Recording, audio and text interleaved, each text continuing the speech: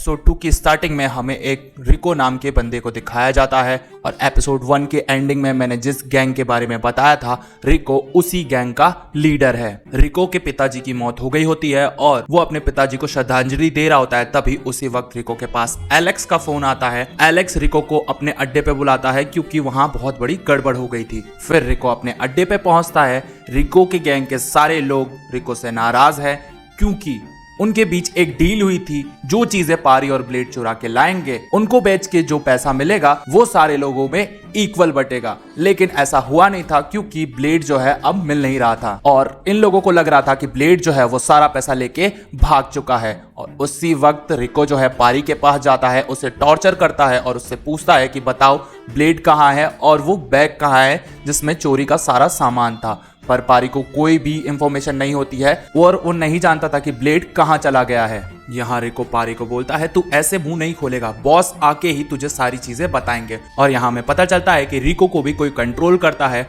और वो कौन है ये मैं आपको कहानी में आगे बताऊंगा। आगे दिखाया जाता है हॉस्पिटल में रागी बैठी रहती है और तभी उसके पास नर्स आके उसे बताती है कि तुम्हारी मॉम को आईसीयू में शिफ्ट किया गया है और वो अब खतरे से बाहर है। डॉक्टर आके आपको सारी इंफॉर्मेशन दे देंगे। पुलिस स्टेशन में चेजियान नाम के सब इंस्पेक्टर और उसके लीडर को दिखाया जाता है जो एक केस के बारे में डिस्कस कर रहे हैं और ये केस एक बड़े डॉन के आदमी का है। और तभी उस आदमी को दिखाया जाता है जिसको पुलिस वालों ने काफी ज्यादा मारा हुआ है और इस डॉन का नाम होता है आयरा। अब चेजियान जो है उस आदमी के पास जाता है और उससे पूछताछ करता है कि बता आयरा कहाँ पे है। पर वो आदमी इतना ढीठ होता है, वो साफ साफ इनकार कर देता है कि नहीं भाई मुझे कुछ भी नहीं पता है, चाहे मुझे कितना भी मार लो मैं कुछ भी नहीं बताऊंगा। इसके बाद चेजियान जो है ये खबर लेके अपने सीनियर के पास जाता है कि सर वो मुंह खोलने से इनकार कर रहा है। और तभी उसके सीनियर बताते हैं कि कल रात हमारी एरिया में एक चोरी हुई है, जितने भी बुजुर्ग और कमजोर लोग हैं उनके घर चोरी के चांसेस ज्यादा है, तो तुम जाओ और इन्वेस्टिगेट करो, देखो कोई सबूत मिलता है या नहीं। और फिर चेजियान जो है इन्वेस्टिगेट करने निकल जाते हैं। अब कहानी आ जाती है गिली के घर पे, जहाँ पे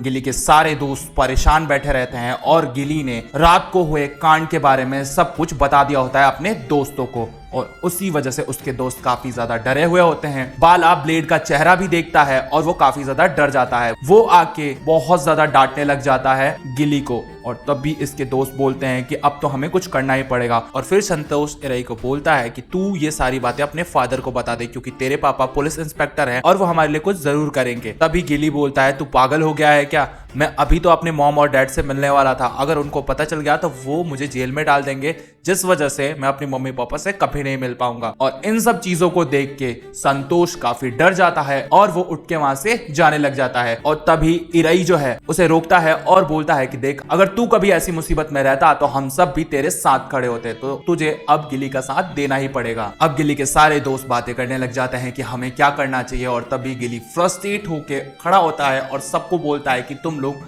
यहाँ से घर चले जाओ क्योंकि मैं नहीं चाहता तुम में से कोई भी मुसीबत में पड़े, मैं अकेला ही इस प्रॉब्लम को सॉल्व कर लूंगा। तभी गिली के दोस्त जो है वो इनकार कर देते हैं जाने के लिए और उसे कहते हैं कि हम तुझे छोड़ के कहीं नहीं जाएंगे। अब यहाँ सारे बच्चे जो है ब्लेड की लाश को उठाते हैं, गिली के गार्डन में ले जाते हैं और एक बड़ा सा खड्डा खोद के उसको दफनाने लग जाते हैं। तभी गिली के दादाजी वहां आ जाते हैं। दरअसल गिल्ली के दादाजी को अल्जाइमर्स है जो कि एक भूलने की बीमारी होती है और उन्हें कुछ याद नहीं रहता और गिली अपने दादाजी को कहता है जाइए आप सो जाइए। और फिर यहाँ बच्चे डर जाते हैं कि गिली के दादाजी ने ये सब देख लिया है। तब गिली अपने दोस्तों को समझाते हुए कहता है कि दादाजी को सुबह तक कुछ भी याद नहीं रहेगा और फिर ये लोग उस लाश को गड्ढे में डाल देते हैं। तभी गिली भाग के जाता है अपने रूम में और उस चोर का बैग ले आता है। उस चोर के बैग में बहुत सारा सोना और एक लॉकेट होता है और ये लॉकेट बहुत ज्यादा पुराना दिख रहा होता है। तभी इनके मन में लालच आता है कि क्यों ना हम इस सोने को बेच के खूब सारा पैसा ले लें। तभी इरई कहता है नहीं ये सब ठीक नहीं है क्योंकि अगर इतना सारा सोना हमारे पास होगा तो हम जल्दी ही पकड़े जाएंगे, इसलिए इसको भी दफनाना सही रहेगा। और ये लोग लाश और बैग को दफना देते हैं। इधर कहानी शिफ्ट होती है हॉस्पिटल में, जहां पे चेजियान रागी से सारी इंफॉर्मेशन लेते हैं। रागी उस रात हुई चोरी के बारे में सारी इंफॉर्मेशन दे देती है और चेजियान कहते हैं तुम टेंशन मत लो, मैं जल्दी ही उन चोरों का पता लगा लूंगा और तुम्हारी मॉम को इंसाफ दिलाऊंगा। और तभी दिखाया जाता है लियो नाम के बंदे को जो सीसीटीवी पे सब पे नजर रख रहा होता है और लियो जो है वो रिको के गैंग का सबसे बड़ा लीडर है।